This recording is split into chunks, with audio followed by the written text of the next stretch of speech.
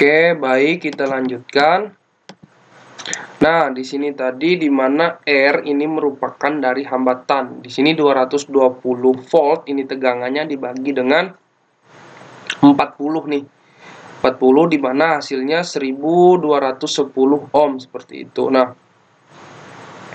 kemudian 110 volt ini kan tegangannya dibagi 1210 1210 ohm, ini hasilnya 10 watt. Nah, jadi ketika fungsi lampu tidak maksimal pada tegangan yang lebih rendah daripada yang tertera pada lampu. Nah, maksudnya apa? Maksudnya fungsi lampu tidak maksimal nih nyalanya karena ketika tegangan yang dibutuhkan 220 volt diturunkan menjadi 110 volt, itu kan berkurang nih. Makanya hasilnya tidak maksimal. Jadi ketika penggunaan tegangan 110 volt, nyala lampunya itu tidak maksimal, jadi agak redup seperti itu. Nah, jadi maaf, nggak dibesarin tadi. Jadi ini hasilnya jadinya 10 watt nih. Jadi fungsinya lampu itu tidak berjalan maksimal nih tadi 40 watt. 40 itu dapat dari mana?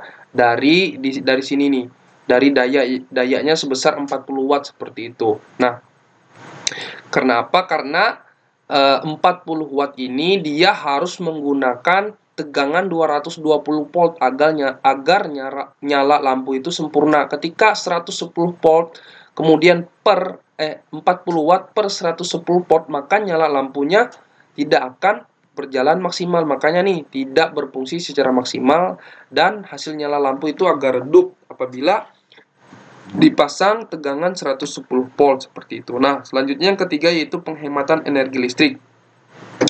Oke, maksudnya dari penghematan energi listrik ini di mana penghematan energi listrik ini sangat diperlukan karena sangat bagus untuk lingkungan kita seperti itu.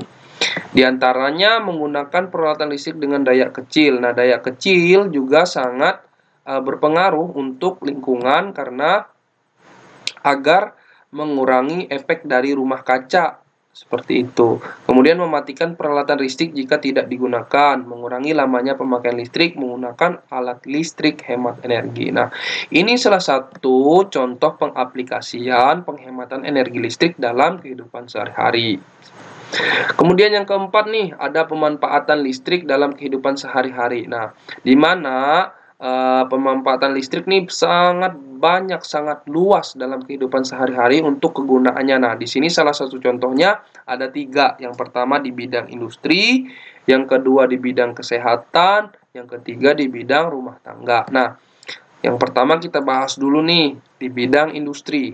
Nah, di bidang industri ini listrik sangat diperlukan. Karena apa? Karena di bidang industri ini pasti penggunaan listriknya untuk menghidupkan mesin untuk memproduksi barang yang diperlukan. Nah, di sini di industri ini pasti sangat berpengaruh untuk penggunaan listrik, di mana dia akan membutuhkan tegangan yang sangat tinggi untuk menyalakan mesin produksi di pabrik-pabrik agar hasil dari produksi mereka itu maksimal dan juga memenuhi syarat seperti itu.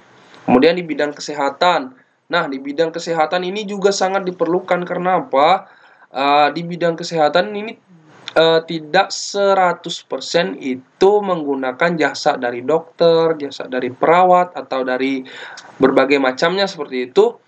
Itu juga menggunakan energi listrik untuk untuk kebutuhan mereka. Salah satunya untuk misalkan nih di sini juga digunakan untuk peralatan medis seperti MRI, seperti itu. MRI nih salah satu contohnya. Di mana di sini juga mengambil memeriksa misalkan orang hamil nih, mengetahui janin di dalam rahim dari seorang ibu itu juga menggunakan energi listrik untuk pemanfaatannya seperti itu. Kemudian yang kedua itu rumah tangga. Di rumah tangga ini jelas sekali sangat pasti sangat banyak dibutuhkan. Namun di rumah tangga ini juga ada yang namanya arus AC dan juga arus DC. Arus AC ini digunakan dalam beberapa peralatan listrik rumah tangga. Salah satu contohnya arus AC itu pada komputer, mesin cuci, dan setrika. Maksudnya apa? Maksudnya arus AC ini mengalir terus seperti itu. Misalkan dari sumbernya langsung, misalkan dari satu sumber tegangan seperti itu. Itu untuk penggunaan setrika, komputer, dan juga mesin cuci misalkan. Nah, kalau untuk arus DC itu misalkan salah satu contohnya itu kalkulator dan jam tangan seperti itu. Itu salah satu contoh aplikasi dalam kehidupan rumah tangga seperti itu. Oke, baik, mungkin sekian penjelasan dari saya mengenai penggunaan alat ukur listrik, mengidentifikasi penerapan listrik AC dan DC dalam kehidupan sehari-hari. Kurang lebihnya saya mohon maaf. Wabillahi taufiq wal hidayah. Wassalamualaikum warahmatullahi wabarakatuh.